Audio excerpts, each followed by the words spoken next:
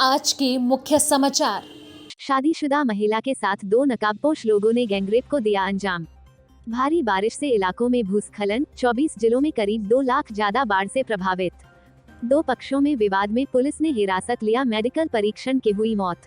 ज्ञानवापी मस्जिद को लेकर सपा के अखिलेश का विधानसभा में बड़ा बयान दिया। महाराष्ट्र की राजनीतिक में नेताओं के बीच आरोप प्रत्यारोप का सिलसिला जारी।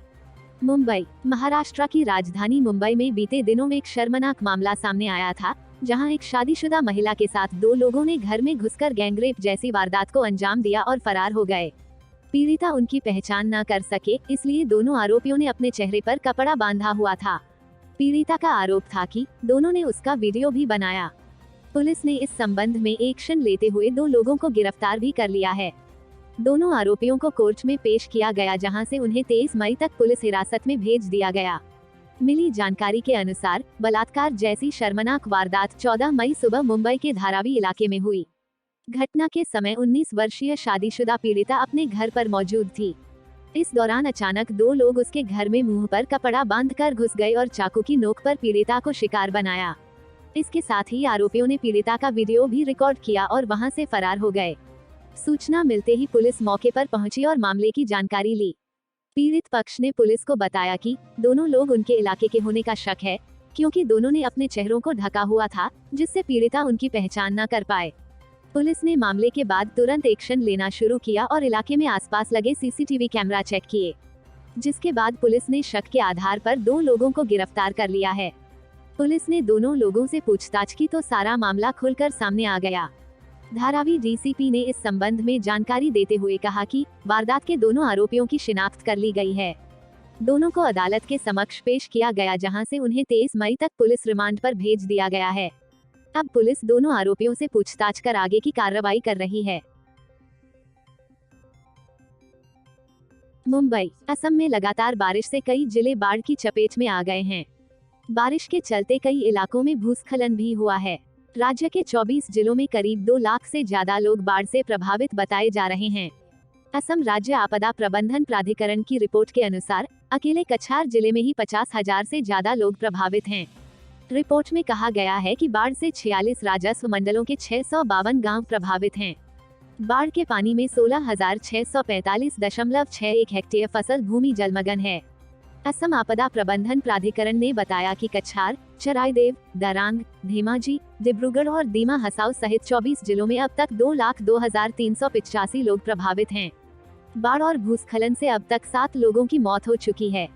इसके अलावा कई लोग लापता भी हैं। प्रशासन द्वारा राहत और बचाव कार्य जारी है। कछार में जिला प्रशासन की तरफ से 55 राहत शिविर और 12 वितरण केंद्र बनाए गए हैं। लगभग 33,000 बाढ़ प्रभावित लोगों ने यहाँ शरण ली है। भारी बारिश के चलते कई इलाकों में भूस्खलन भी हुआ है।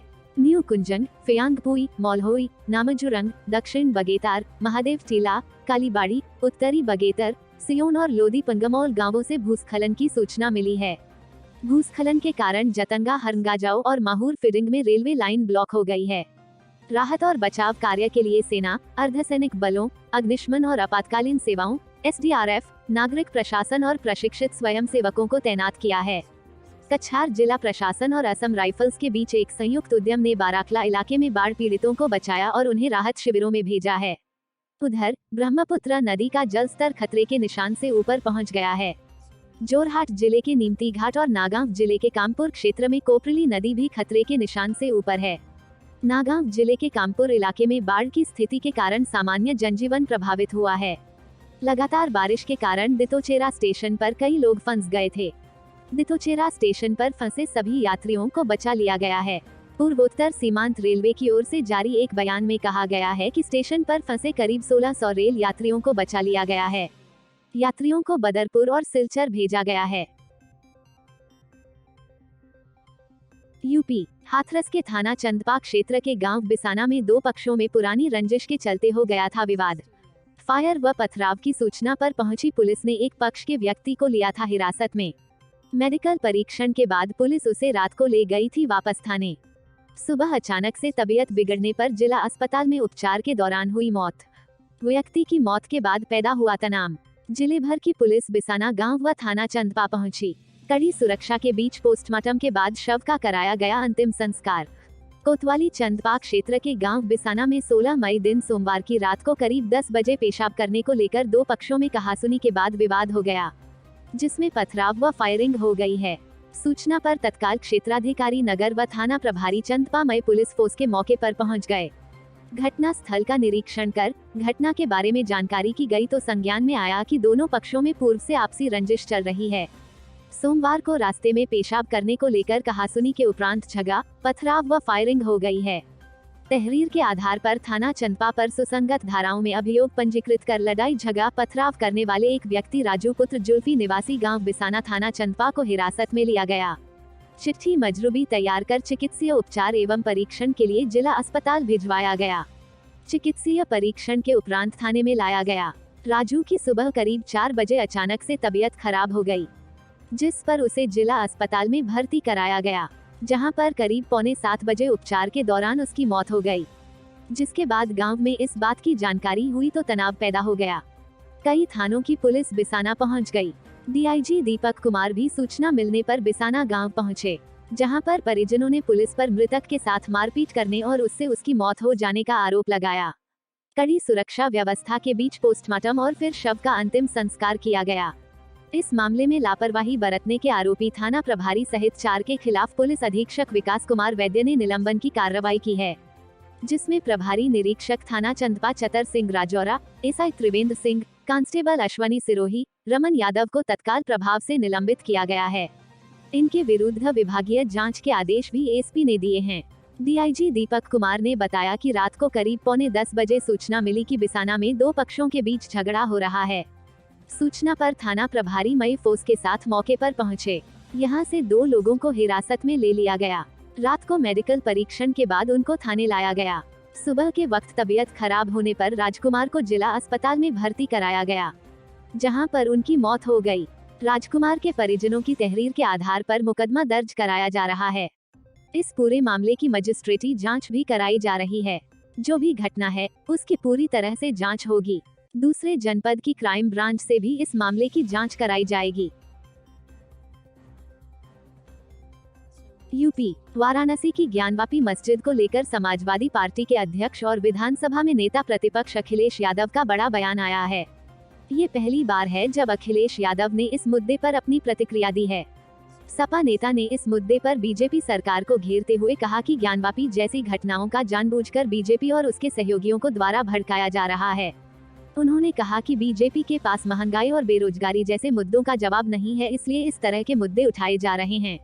अखिलेश यादव ने कहा कि ज्ञानवापी जैसी घटनाओं को जानबूझकर बीजेपी या पर्दे के पीछे से उनके सहयोगियों के द्वारा भड़काया जा रहा है। उन्होंने कहा कि आज तेल और खाने पीने का सामान महंगा होता जा रहा है और बीजेपी के पास इस महंगाई और बेरोजगारी को लेकर कोई जवाब नहीं है। चुनाव तक ऐसे मुद्दों को उठाने के लिए बीजेपी के पास नफरत वाला कैलेंडर है। अखिलेश यादव से पहले मुरादाबाद से सपा सांसद एसटी हसन भी ज्ञानवापी मस्जिद मुद्दे को लेकर सवाल उठा चुके हैं। उन्होंने कहा कि जो काम मुगलों ने किया था वही काम ये सरकार कर रही है। दरअसल सोमवार को ज्ञानवापी मस्जिद में सवे के पूरा होने के बाद हिंदू पक्ष ने वहां पर शिवलिंग मिलने का दावा किया है। उनका कहना है कि जहां पर वजू होती है वहां शिवलिंग दिखाई दिया है, जो बिल्कुल उसी मंदिर परिसर में बैठे नंदी बाबा के सामने है। वहीं दूसरी तरफ मुस्लिम पक्ष इन दावों को गलत बता रहा है। मुस्लिम पक्ष का कहना है कि जिसे शिवलिंग बताया जा रहा है वो एक फाउंटेन है। मुंबई महाराष्ट्र में राजनीतिक बयानबाजियां कम नहीं हो रही हैं। नेताओं के बीच आरोप प्रत्यारोप का सिलसिला लगातार जारी है। इसी कड़ी में महाराष्ट्र बीजेपी के नेता और केंद्रीय मंत्री नारायण राणे ने दावा किया कि महाराष्ट्र के मुख्यमंत्री उद्धव ठाकरे का घर अवैध रूप से बनाया गया है। राणे ने यह भी दावा किया कि उद्धव ठाकरे उनका घर गिराने चाहते हैं।